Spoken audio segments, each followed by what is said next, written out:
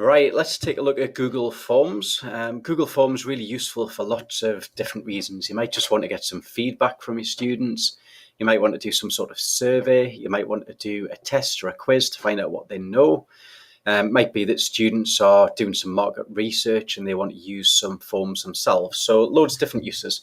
I'll let you decide on the use and how you can best use them in your context. But for now, I'm just going to show you how they work, how to use them. So you make a form by going to New, and then under More, you can choose Google Forms.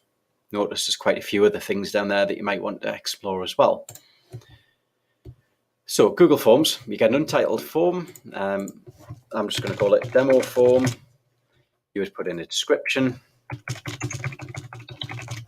and then you can build up your questions. Now, I'm not going to do this and build it all in front of you because obviously it's wasting your time watching me do something you can experiment with yourself.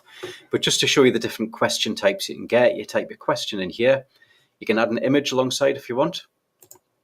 And you can choose from these different questions down there. So there's lots of different types. Just play around with them, see which ones you think will work for your lesson. Notice there's things like file uploads as well, which can be quite useful if you want to collect something from students. You can put your options in here, and again, you've got the option of adding an image. So instead of just having your text answers, you can choose an image. You can give students the option of adding an other. If you hit the required button, then students have to answer that question before they can submit the form. Leave it blank, they don't, okay? You can obviously copy questions and delete them here, and you can also move them around by grabbing these little dots if I had more questions. Now, other things you can do is you can add images without a question. You can add links to YouTube videos, and you can add different sections so that the quiz is broken up into different areas. That's how to make just a normal survey. If you want to turn it into a quiz, you click on the settings button.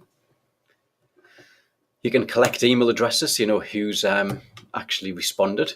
So it'll tell you the kid who's filled it in, their address. If you only want them to respond once, click the one response button. You can restrict it to just people in the school. And you can set it so they can change their answers after they submit it. If you go to quizzes, you can make it a quiz and choose when are you going to release marks, straight away or later after you've had a look at it.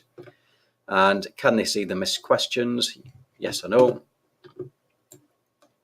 Can they see correct answers? Can they see how many points each question is worth? If we save that, it turns it into a quiz, and we get an extra little option comes up here, says answer key. We can click on that, and we can choose how many points it's worth. And if I had different options, I could choose the correct answer and also add some feedback. So incorrect answers, sorry, to do here, give them some advice, whatever. Correct answers. And you can also include little links here. So you could link to a document, a help sheet, a video, something like that. Save that. And they will get that feedback after they complete that question. You don't have to put feedback in, it's optional. Now, if I just go to a form which I made earlier, I should have one somewhere. If I can get this to actually follow me. So if I go into my drive, I'm going to go into eLearning. I'll have one in eSafety somewhere. Sorry.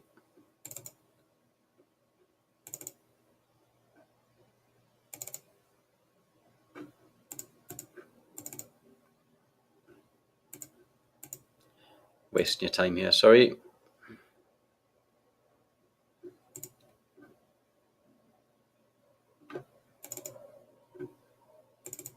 It's this one. Right, so this is a survey that I put out earlier this year. If you ever get that server error, by the way, just refresh. And if I go into the cyberbullying survey here, you can see, like I say, one that I put together, but this has also got responses. So if I click on the responses, 304 people have responded to it. It tells me who they are.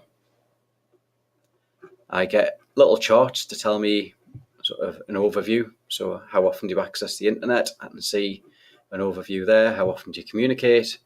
and so on. So this straight away is quite useful. If I want to see individual responses, I can go through one at a time. So that's Bradley's response. That one is A. Cosgrove, whoever that is, and so on. So I can see their individual answers that they've given. If I click on this here, it'll actually make a spreadsheet. And I can see all of the answers in a spreadsheet like that. So I could maybe compare them if I want to do some calculations, something like that. You can take that a little bit more advanced then. I'll not go into any more detail than that, but obviously you can see the power of that and the fact that you can get those responses, particularly the summary, to let you know, like in general, how are people answering particular questions.